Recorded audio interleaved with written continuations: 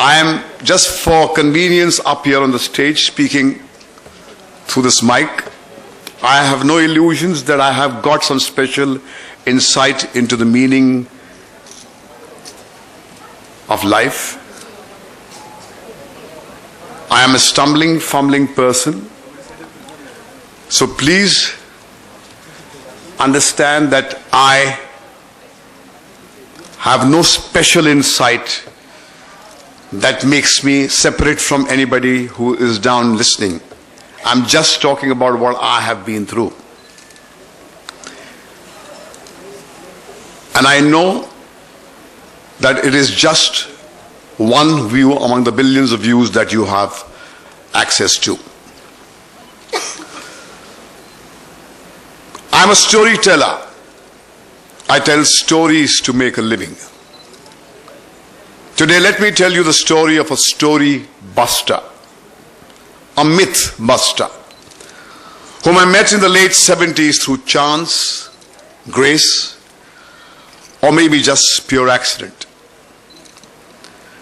This man was the most subversive man to have walked on this planet Earth. He was a raging sage. He made me realize that man's greatest treasures lie within the innermost cave of his own heart, which he fears entering. The man's name, my friends, was Uppaluri Gopal Krishnamurti, a phenomena whom I affectionately called UG.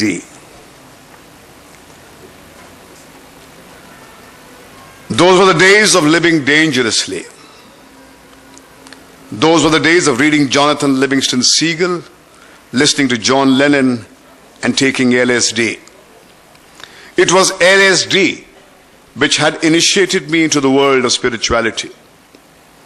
It was LSD which had given me and the entire generation of flower children a taste of the mystical.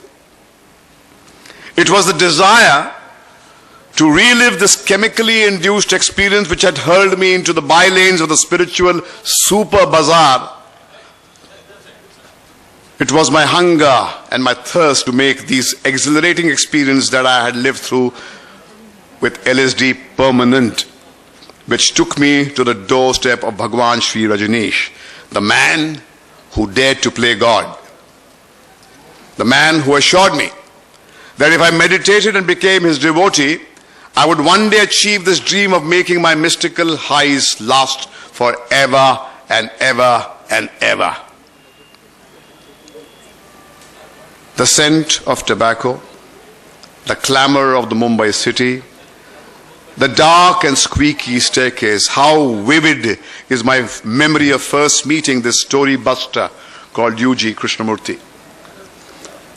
His face slowly eclipsed everything around me.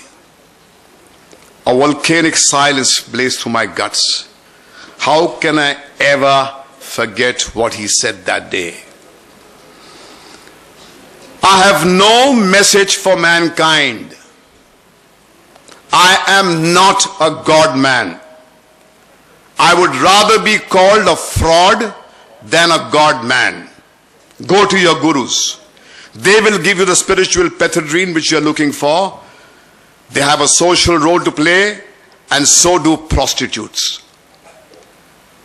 The quest for God has become such an obsessive factor in the lives of human beings because of the impossibility of achieving pleasure without pain. This messy thing called the mind has created many destructive things, but far the most destructive of them all is God. God has become the ultimate pleasure. The variations of God, moksha, self-realization, fashionable transformation gimmicks are pushing man into a manic depressive state. Somewhere along the line of evolution, man experienced self-consciousness for the first time, in contradiction with the way consciousness functioned in other species. It was there in that division of consciousness that God, along with the nuclear doctrine that is threatening the existence of all that nature has created, was born. No power on the earth, no God, no avatar can halt this. Man is doomed. I felt scorched. accidentally I had touched a live wire, walked into a field of mines. That evening, as I dimmed the lights of my room and sat down to meditate, the after image of this story buster loomed there in the darkness. His words resonated in my head. "Meditation is warfare," said Yuji when I was leaving his place that morning. As days wore on, I realized that my quest for freedom with Bhagwan Sri Rajneesh was transformed into a trap. A prison from which I blurted out concepts of liberty and independence, but deep down nothing had changed. Rajneesh was just a wordsmith, peddling half-truths, high-sounding phrases and holy concepts, and that's what people wanted, not the blunt facts. Rajneesh had become my crutch, my fix.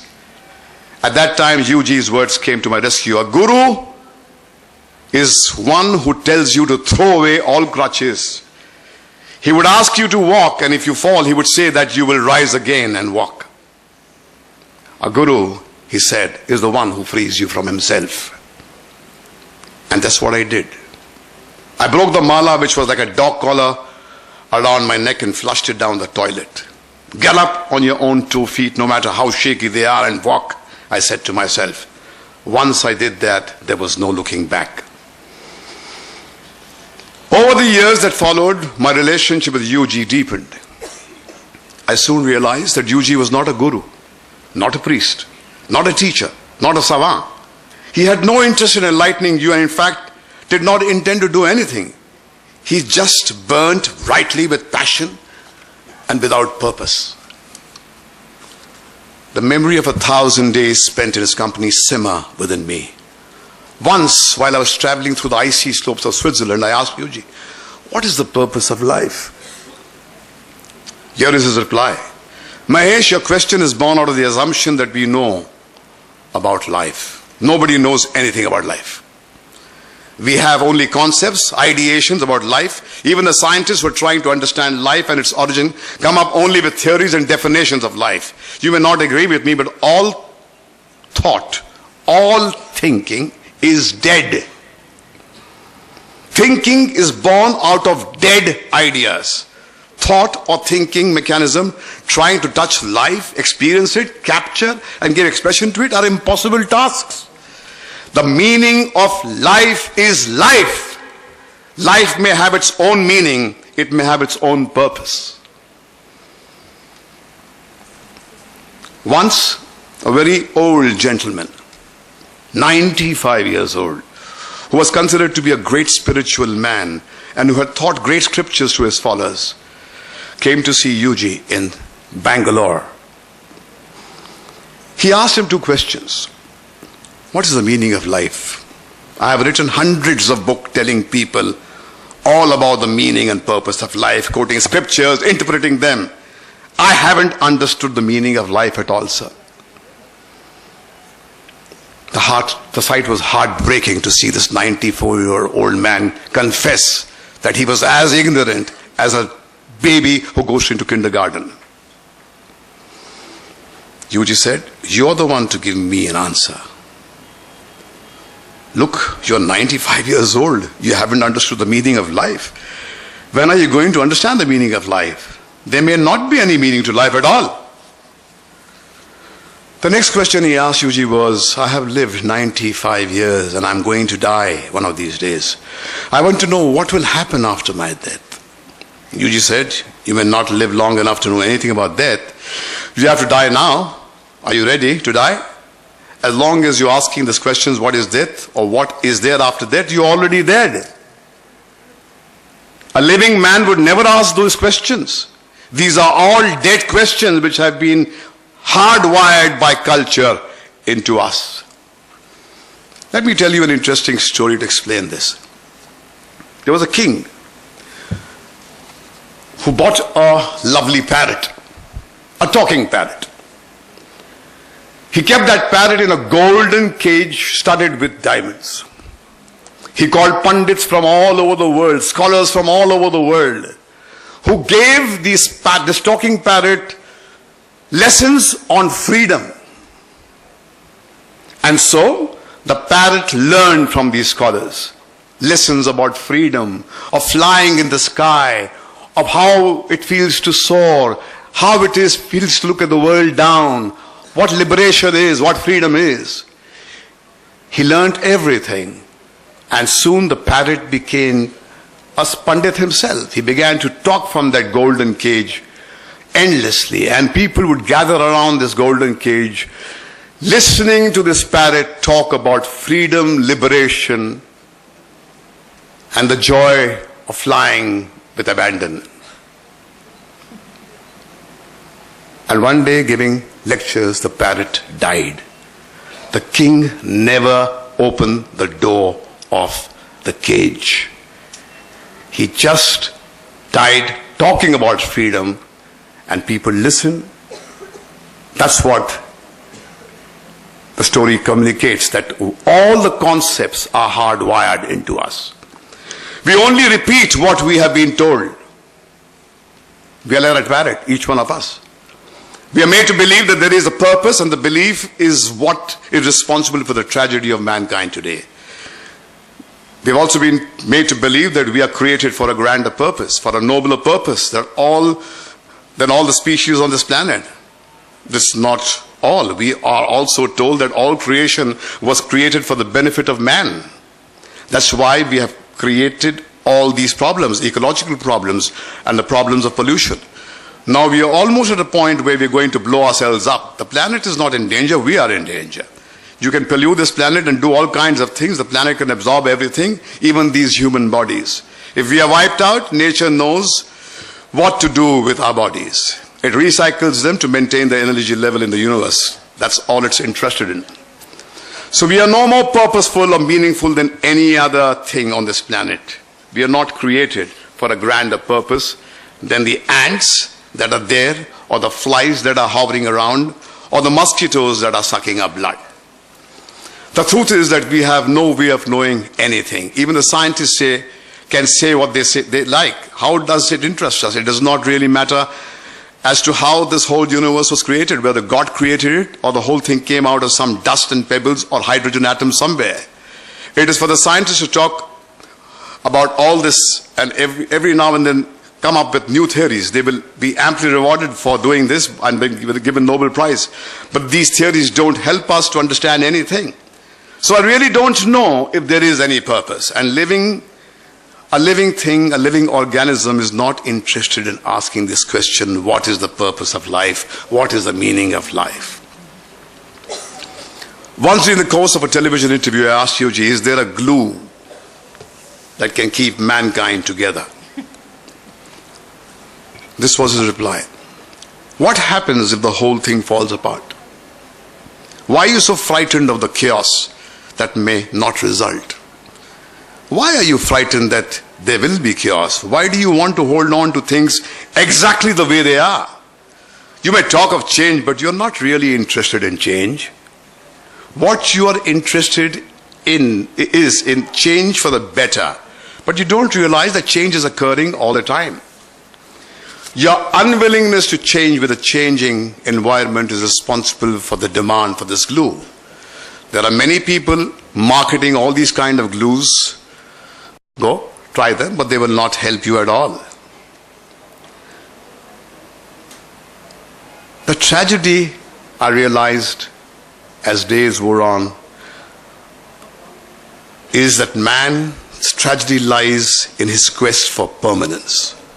It was the quest for permanence which had taken me to Bhagwan Sri Rajneesh in my turbulent 20s.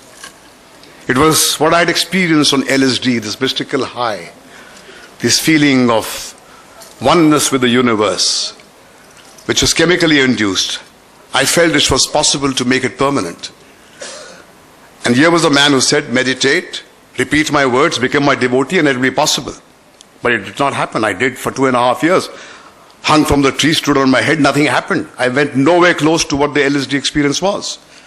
So the tragedy of man lies in his quest for permanence. It is absurd on our part to demand permanence when there is no such thing as permanence at all. Religious people sell us these goods in the marketplace and make us believe that they have some way of satisfying our demand.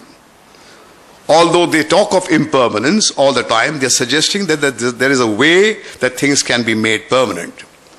Nothing is permanent in nature. It's all right to write of transience, to discuss the concept. But when man is face to face with his own extinction, he is not ready to face the fact that it is going to come to an end. As far as this living organism is concerned, there is nothing permanent. But the body knows that when it dies, it will dissolve into elements and become in a way permanent. It will continue. But this entity will not. The entity will go. And what man is interested in is to keep this entity going. So, it is not, the body is not demanding permanent, but in a way it is permanent. What you call death is a recycling process, and that is the only way nature can enrich the energy levels. In a way we know that we are coming to an end. That is why we have invented the life after reincarnation theory. Your quest, your religious quest, is your quest for permanence. You know that things are not, this party is not going to last forever. And there comes a holy man, he says, not in this life, but next life. This entity will continue. So you fall for that story. As I told a devoted Catholic Christian cardinal in the Vatican, that if the narrative of Christianity ended with Jesus on the crucifix, Christianity wouldn't be a multi-billion-dollar industry. It is the theory of reincarnation, of resurrection, which has made it so popular, because that's what you want. You want to go on and on and on and on. And anybody that tells you that fairy tale, that you can go on, or says it's possible, you would latch on to him. While every now and then something within you says that it's not working. You would rather believe the fairy tale than confront the fact. As I keep on saying, if the map doesn't tally with the ground, the map is wrong, not the ground. You have tried every creed in the book. Why is it the answers that are provided to you by the scriptures, by the teachers, are not working? Something is wrong somewhere. Maybe the answers need to be questioned, and that's what I did. And I came to a simple understanding that permanence is now, life is now, live now. This is the only thing which is permanent. Me talking to you, you listening to me, this is the only thing which is there. In 2007, U.G. Krishnamurti, this man, the story buster, died. And I remember he died in this fascinating, beautiful place called Vallecrosia in a villa. He asked everybody to leave, his friends who used to come and listen to him, and he asked me to come and say, I want to go like an animal goes into a corner and dies. I want no life supporting systems to be fixed into me to keep me going. I want to go unsung, unwept, unremembered. And then I heard the last discourse of U.G. Krishnamurti, which took 8 days. And that is what is a classical discourse on management. Just 2 days before her 40th birthday, my daughter said to me, Pooja, that if I have to go, I would like to go the way UG went. He made sure that he paid 4,000 euros to me and said, take care of the funeral costs, making sure that he's not putting his hand into anybody's pocket to bear the cost of his exit from this planet. He said the world does not owe me a living. In fact, I should go unsung, unremembered, unwept. In fact, make it a point to see that people don't even know where you throw my ashes. And then he lied down in a corner and instructed me to take his shoes and put it near the door, because he was a guest in that house. Take his jacket, put it on a chair, because he was a guest in that house. Take his passport, because he was an Indian, and keep it in the pocket and take it with me and have it cancelled.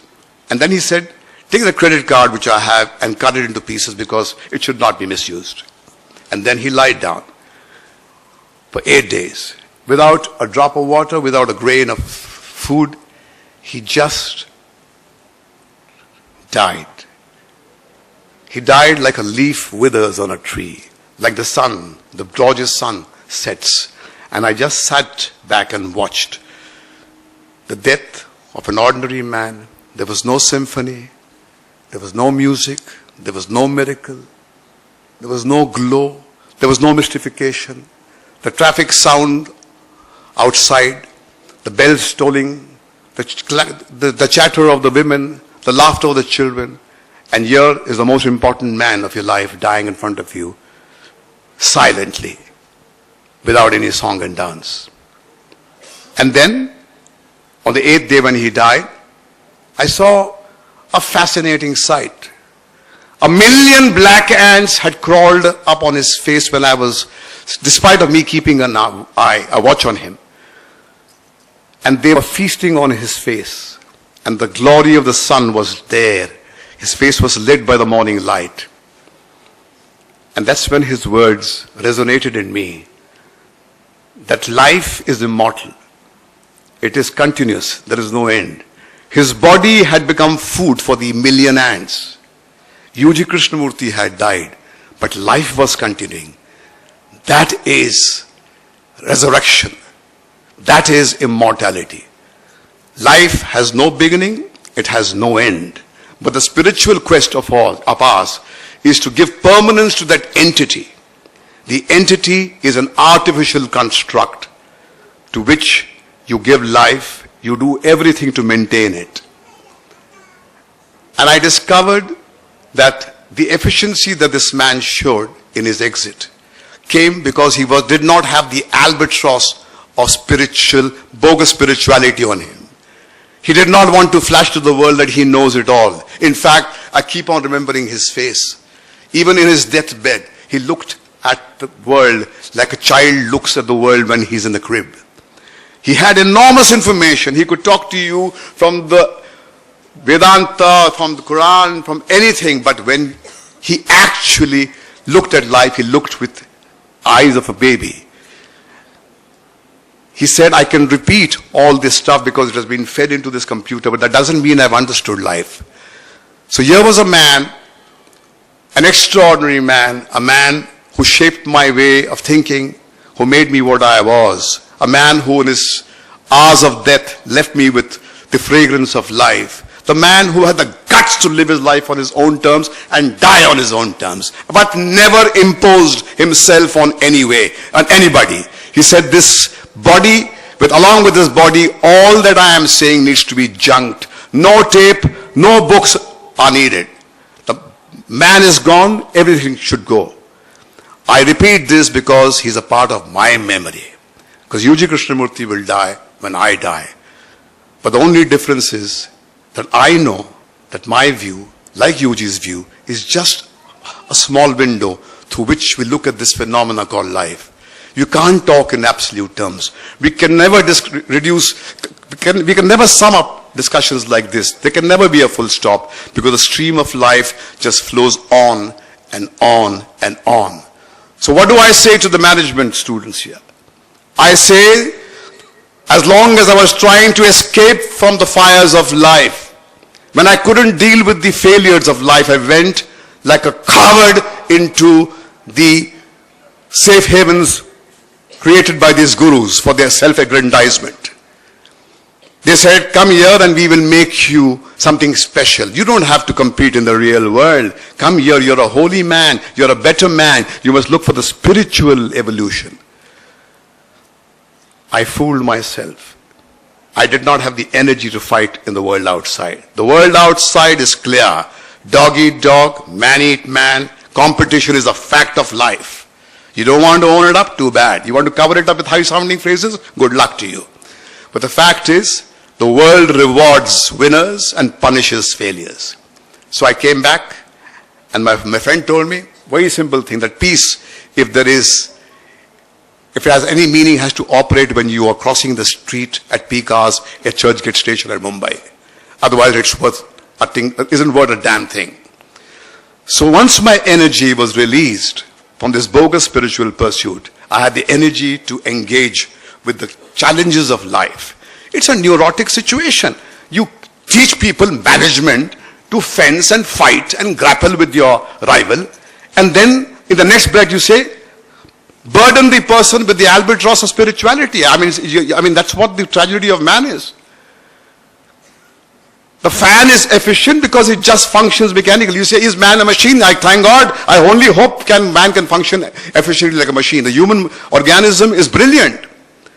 So I would say, while you need all these phrases, you need all these cultural inputs to become a somebody in life, the fact is, all education is to compete.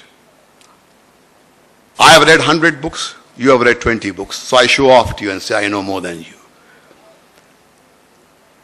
Knowledge is used as a tool of power. That is too obvious. So my humble request to you is, while you go into the mainstream of life, remember one thing: the world judges you by the standards that they have set since the dawn of time. When you play the game of chess, you don't ask, why does the knight move this way? Why does the king pawn move this way? If you're playing the game of chess, you play to win. And once I did that, I got more efficient. I had more energy to deal with the problems of the world. Within that, there are do's and don'ts. There are ethical codes within that.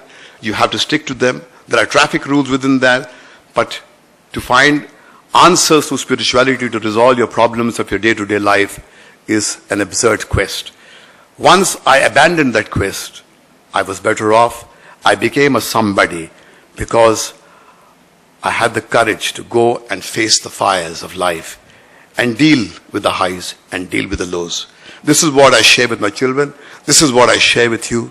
But as I said, my view is just one of those many views. I have no illusion that what has worked in my life will work for somebody else. Maybe it works, so I sing my song and I go. I will never say, make that into a national anthem. Thank you.